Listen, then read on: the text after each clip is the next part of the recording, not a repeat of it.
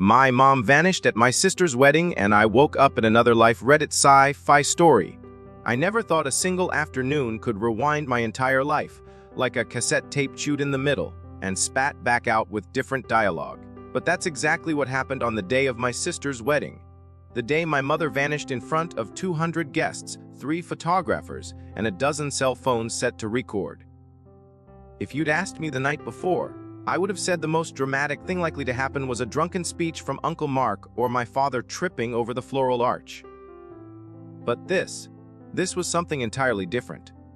This was the kind of story people whisper about years later, like a bruise under makeup everyone pretends not to notice. And I know it sounds insane, but I swear to you, I saw her disappear. One blink, and she was there. Another, and she wasn't. Let me back, not to the wedding day. That's too soon. Let me rewind further, to the weeks leading up to it, when the air in our house started to thicken like curdled milk. I should have known something was wrong when my mother stopped humming in the kitchen. That may not sound significant, but if you knew her, you'd understand. She was a woman of routines, quiet ones. The soft rattling of teacups in the morning, the way she folded dish towels into perfect squares, the scent of lemon and thyme that clung to her wrists. And above all, the humming, always the same tune, like a music box winding down eternity. But 3 weeks before the wedding, the melody vanished. She didn't talk much about the past. Whenever we asked about her own wedding day, she'd smile a little too fast and say, "Oh, it was nothing special. Rainy. Simple." But I remember finding an old photo album once, buried under wool blankets in the attic, with a wedding photo that didn't match her description at all. It showed her in a pearl gown beside a man that wasn't my father. His face was slashed out with something sharp, almost violently so. When I asked her about it that night, she went pale, shut the album, and told me it was someone else's mistake. I believed her because I wanted to.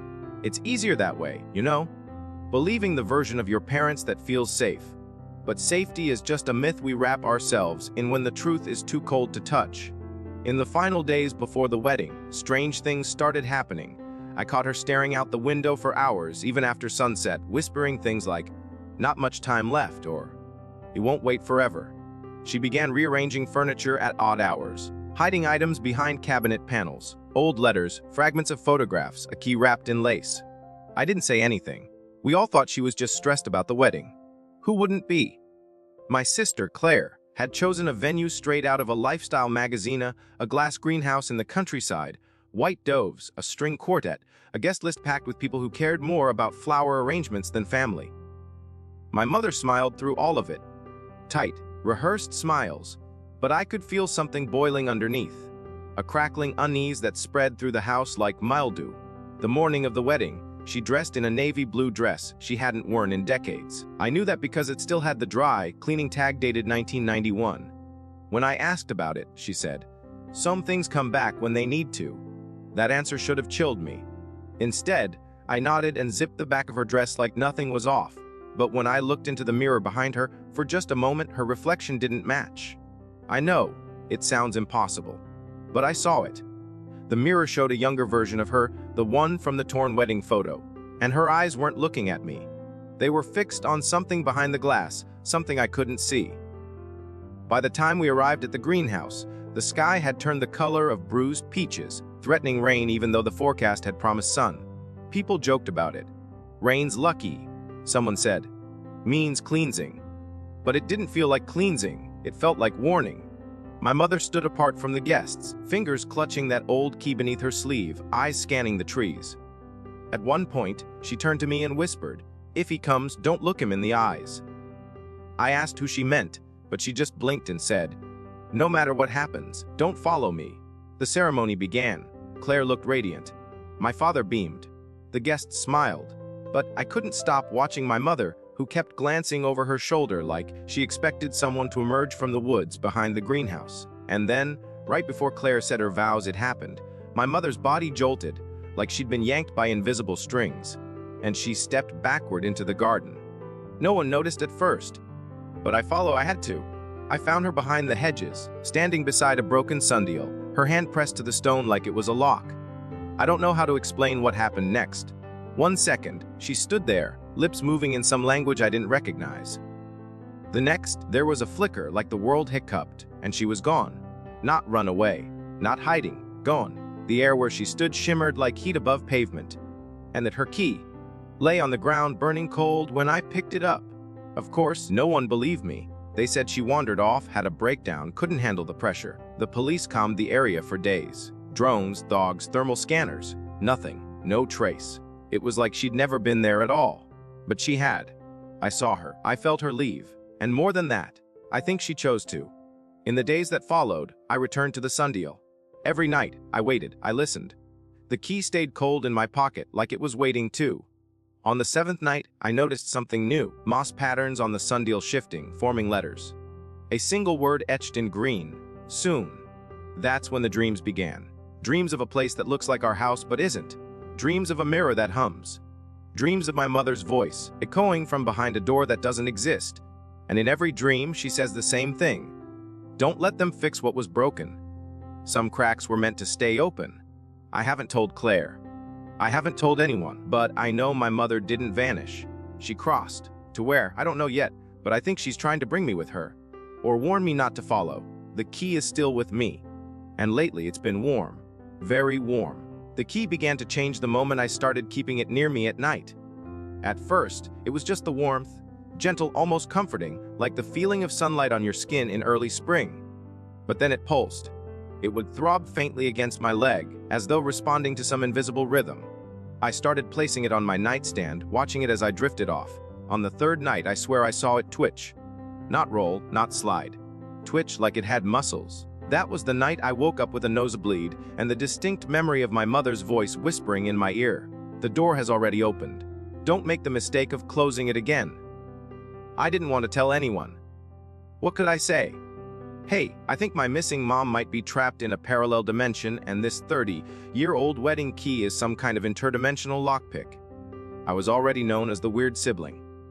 Claire was the golden child, the bride, the planner, the one who made it out of our childhood unscathed. Me. I was the one who found solace in silent libraries and secondhand bookstores, the one who saw shadows where others saw reflections. But I couldn't ignore what was happening. Every day, something new revealed itself. The sundial, for example. At first glance, it was just a cracked stone relic half sunk in the garden. But if I stood at it precisely at 3:03 a.m., a time I'd never normally be awake if not for the key's relentless heat pulling me from sleep, I could hear ticking, like gears winding inside stone. On the 8th night, when the ticking began to sync with my heartbeat, I noticed carvings beneath the moss that hadn't been there before. Not letters, not symbols, more like etchings of movement. Shapes that shifted when I looked at them too long. I could swear one looked like my mother's silhouette with her hands pressed flat against a glass pane, mouth open in a scream I couldn't hear. I started journaling everything. Times, dreams, the heat of the key, so I started measuring at the thermometer. Some nights it reached 42,000 C, and the whispers, they grew louder, more distinct. Always her voice, always fragments. Sometimes warnings, "Thee are watching the watchers." Sometimes riddless, "To open the second, forget the first." And once, a name. Not hers, a man's, one I'd never heard before. Elias. I searched every record I could. No Elias in her contacts, old mail, or social media. But the name came up once. Only once, in a yellowed postcard I found behind her dresser. It was postmarked in 1992, a year before Claire was born. The handwriting looked like hers, but sharper, more rushed. I waited by the sundial. You never came. The cost is mine now. M. There was no return address, just the name, Elias Abiyu, scrawled on the back and an emblem in the corner, a kind of spiral inside a square. The same pattern that appeared in my dreams, carved into a black door that bled light from the cracks. By the 2nd week, the key began reacting to more than time. It responded to places. I discovered this accidentally. While visiting my childhood bedroom, the key started vibrating. Softly at first, then hard enough to fall off my desk. I followed the sensation like a dowsing rod, which led me to a floorboard under my old bed. Inside was a tiny leather pouch containing a photograph and a shard of mirror, wrapped in lace. The photo was of me, as a toddler, held by a man I'd never seen. Not my father, not my uncle, but there was something eerily familiar about him. Something in the tilt of his head, the absence in his eyes. The back of the photo read only, "He never belonged to this version." What the hell did that mean? What did version mean?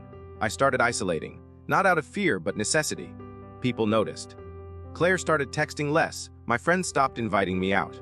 I didn't care. I was digging towards something, and I could feel it getting closer. The dreams became vivid enough to leave physical effects. One night, I dreamed of holding my mother's hand as we stood before the black door. When I awoke, my hand atched with the echo of pressure. Another time, I dreamed of drowning in a hallway filled with clocks. I woke up coughing water, actual water.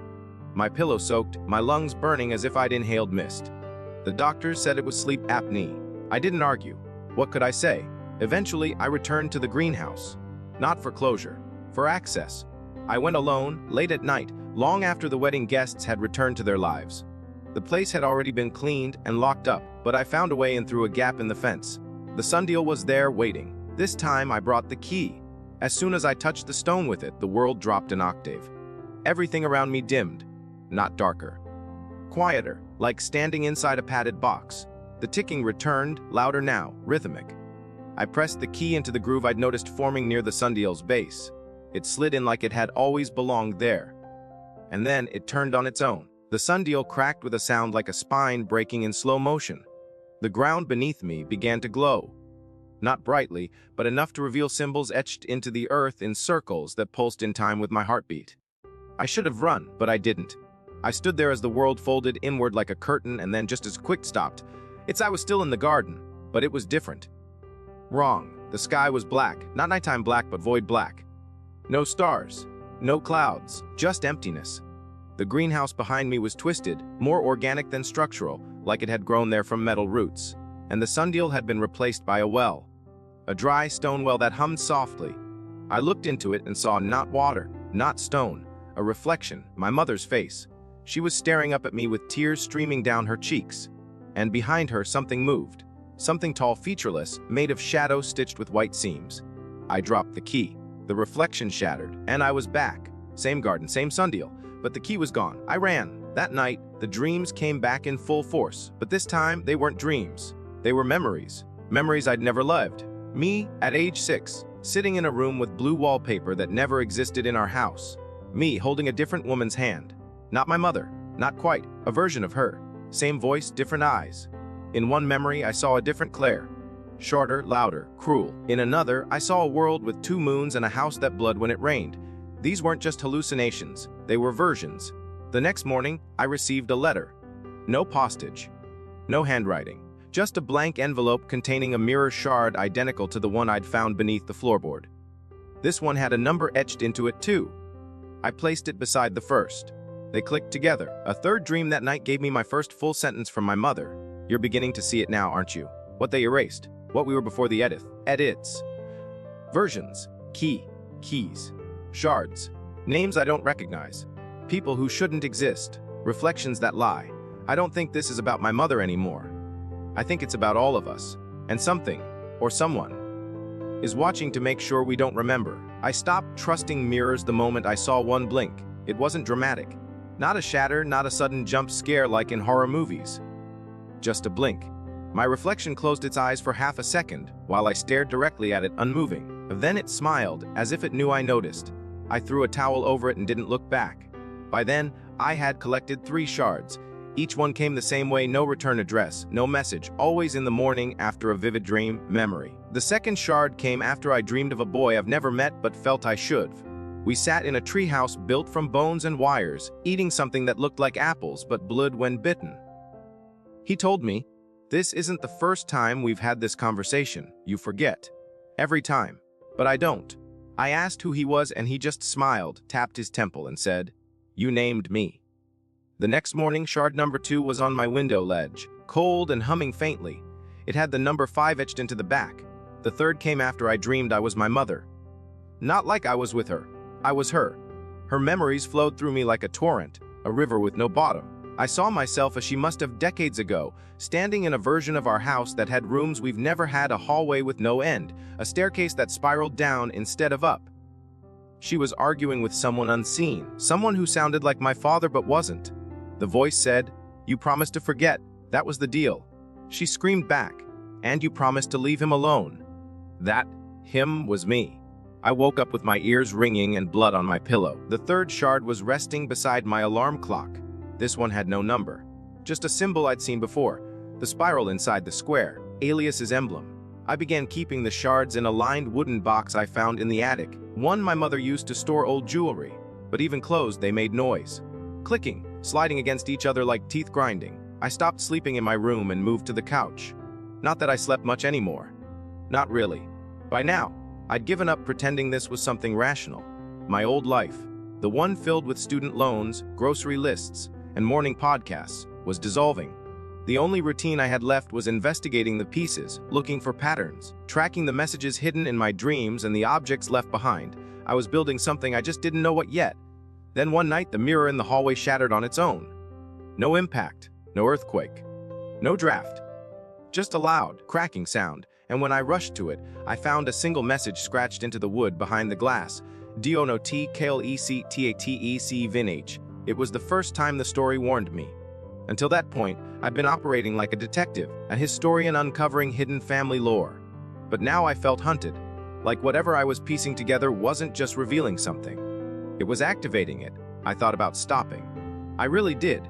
I even threw the box into the river one night, drove out to the edge of town where the old steel bridge rotted under the weight of rust and time. I watched it sink.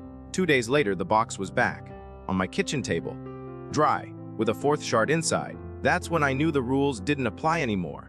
I went back to the greenhouse, determined to find whatever waited on the other side again. I brought rope, food, a compass, and most importantly, a mirror. If it was a portal, I'd enter prepared. I pressed the key, the returned key now tarnished, back into the sundial. But this time nothing happened. No humming, no folding sky, just silence. Something had changed. The sundial had gone dormant. The path was closed, or blocked. I didn't know which was worse. So I turned to the one name I hadn't pursued yet, Elias. I started asking questions. Not out loud, too dangerous. I went through old land records, library archives, even the cemetery logs. And I found something, a journal, tucked away in the restricted section of the local history room, misfiled under property disputes. Handwritten, dated 1989. Inside were sketches of symbols, references to mirrors, dream architecture, and repeated notes about containing the anomaly. But the most important thing was the signature at the bottom of every other page. Elias Wren. He was real. And not just real. He was a researcher. Or maybe a guardian. Or a prisoner. It wasn't clear, but he'd written about a mirror gate, a multi-point construct, requiring 7 shards from 7 realities to form a full reflection of the original timeline. That was the first time I saw the phrase, the true version. In Elias's theory, our world wasn't first, it was the fourth, 4 out of 7. A copy of a copy.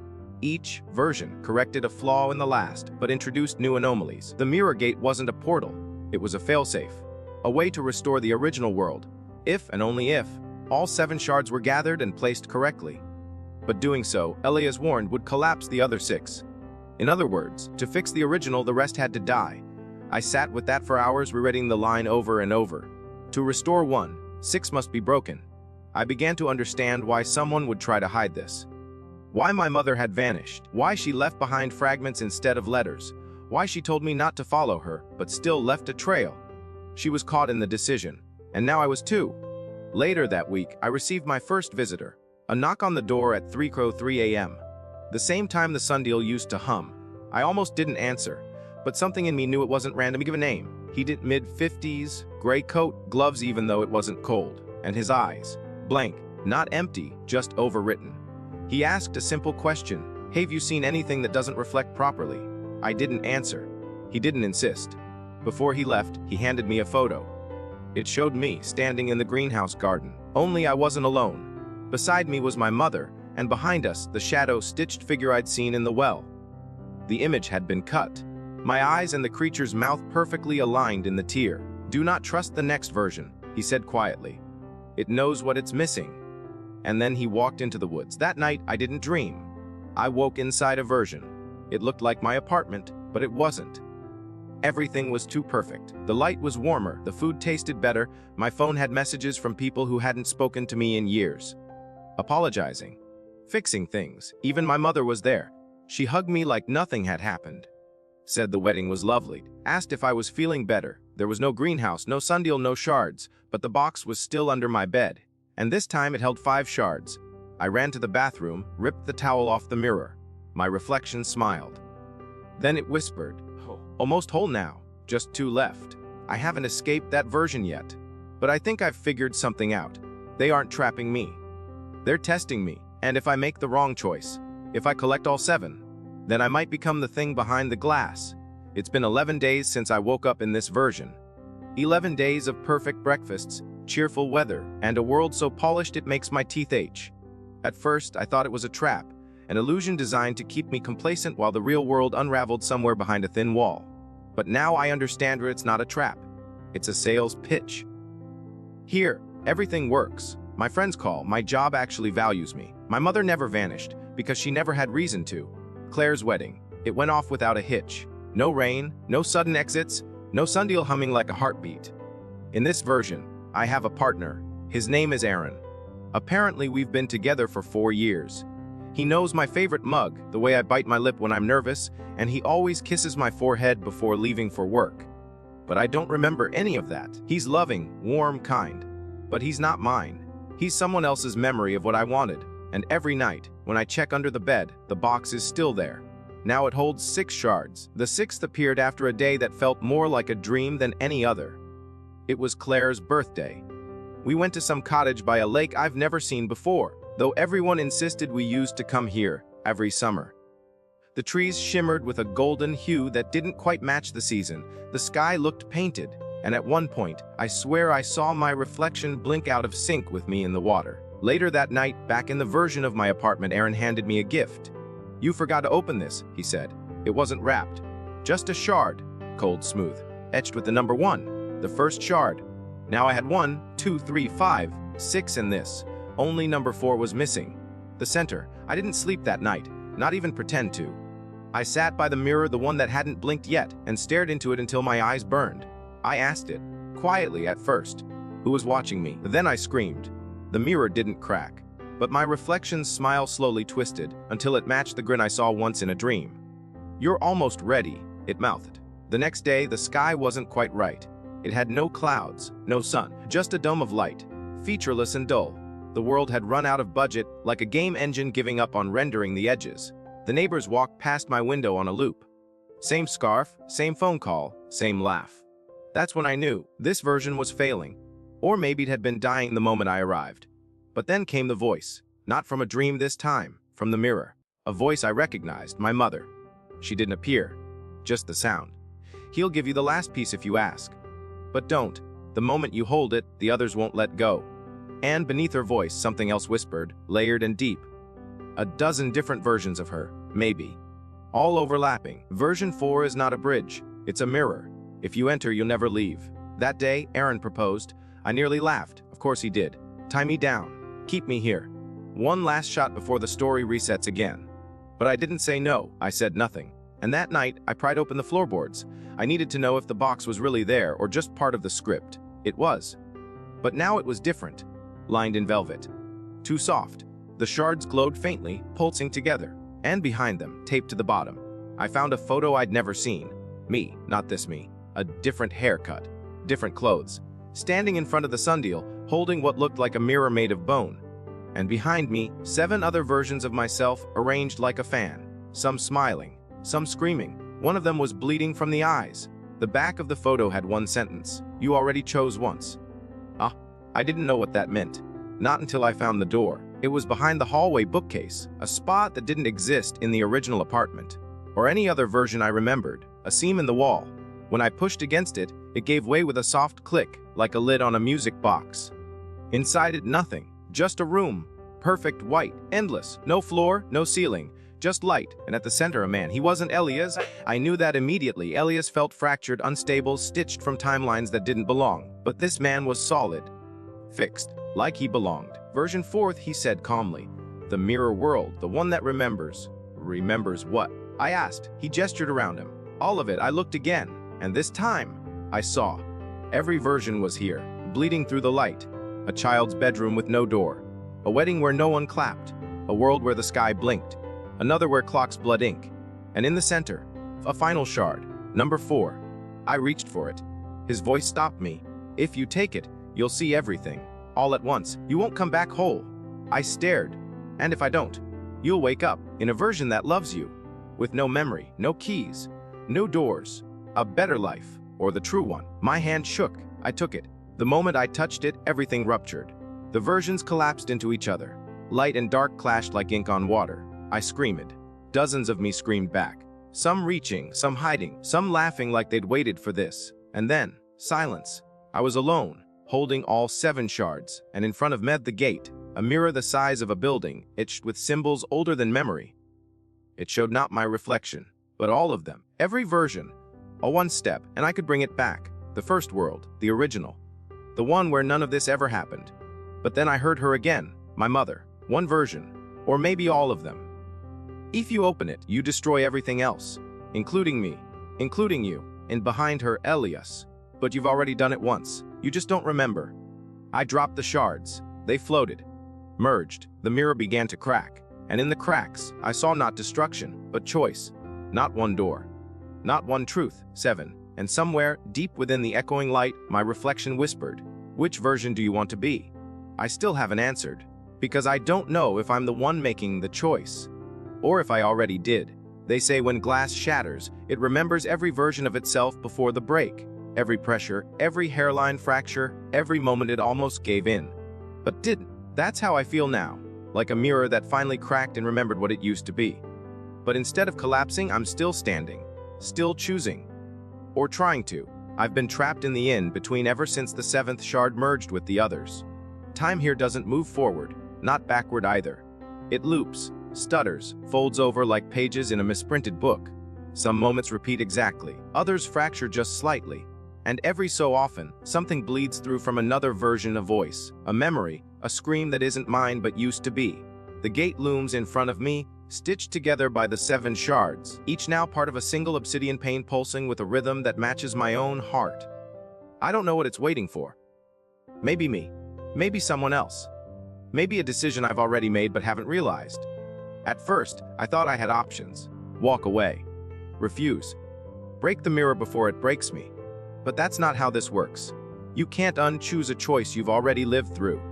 The problem isn't that I don't know what I want. The problem is that every part of me, the fragments from every version, is pulling in a different direction. The child version wants to go back, to the beginning. A world where none of this happened, where my mother hums in the kitchen and no shadows live in the corners of mirrors. Where weddings are just weddings and I never found the attic key. That version is tired, soft, it just wants a childhood uninterrupted by echoes and warnings. The angry version, the one that blood from the eyes in the photo, wants to burn it all. Smash the gate, splinter the shards, salt the soil of every false timeline until nothing remains. That one doesn't care about truth or restoration. It only wants revenge. For being used, for being made, for remembering too much. And then there's the quiet version, the one that's watching. I don't even know if it's truly me. It doesn't speak. It reflects. Every move I make, it mirrors. Not just physically, but emotionally. I think it was made to keep the balance, to ensure that no one ever pushes too far in one direction. But lately, it's been lagging, a half-second behind, as if it's hesitating too. Elias appears sometimes, not in person but as a trace, a voice in the static between dreams, a figure walking across a mirrored floor miles away, visible only in the edge of a shard. He never says anything helpful, just cryptic lines like, "The origin is a lie," or, "You didn't inherit this, you caused it." What does that even mean? I started to explore the in-between. Not physically, it doesn't work that way. It's more like navigating memory. You step into one moment, but it's not the past. It's a reenactment, a ghost play, and you're not just the audience, you're the actor. I've seen myself in scenes I don't remember, birthday parties with people I never met, funerals for relatives who never existed, a wedding, mine, to Aaron, in a world where we never questioned mirrors because they never lied. One memory, one moment, hit differently. I saw my mother standing in a library that wasn't our own. It was massive, endless shelves curving up like a cathedral. She was crying, holding a box of shards, just like mine. Behind her, Alias stood watching, not threatening, but exhausted. "I didn't want him to be the next," she said, choking back sobs. Elias nodded. "There has to be one in every cycle. He's not ready." "No one ever is." "Then stop it. I can't." That was the first time I realized something horrifying. This whole thing, it's not new. I'm not the first to hold the 7 shards. I'm not even the first me. I'm just the current one. There's a cycle, a loop, a rotation of selves across versions, each chosen, each forced to rebuild or break the gate. And the longer I stay here, the more I remember glimpses from those previous iterations. Not clearly like static on a VHS tape, but enough, Enough to know that some past versions did open the gate, others didn't. Some merged timelines, some obliterated them. And at least one set the whole process in motion long before I was born. Was that my mother, or was it me? Time folds strangely here. I can't be sure anymore. But I found something in the in-between. A room that doesn't belong to any version, a void space, unnamed, colorless, no edges, only a chair in the center and a mirror suspended in air hanging like a question mark. The mirror is the key, not a mirror, the original. Before the shards, before the versions, before the edits. When I look into it, I don't see myself. I see the version of me who never got involved. She's happy, unburdened. Her mother is alive. Her wedding was small but beautiful. She doesn't know what a sundial is, or who Alea's is, or why sometimes her dreams feel like warnings from a future that will never arrive. I sit in the chair. I talk to her. I don't know if she hears me, but I say it anyway. I'm sorry. I think I was supposed to protect you. I think I failed. She tilts her head, puzzled. Then she smiles, and for the briefest moment, I feel at peace. Not joy, not clarity, just stillness, a moment of silence between breaths. When I wake up, I'm back in the space with the gate. The shards have fully fused now, and the surface pulses like a living heart. I know that if I step through, everything changes. Again, forever. But now I understand the twist. The gate isn't a door. It's a filter. It shows you what you're willing to destroy to regain what you lost, and asks you, is it worth it? In one version, my mother lives. In another, I never found the box. In a third, the world never broke. But I don't live in any of those. I live here, the version where I know too much, where I've carried the shards, where I've been watched and remembered and tested. And maybe, just maybe, I don't need to open the gate to escape. Maybe I can make a new version.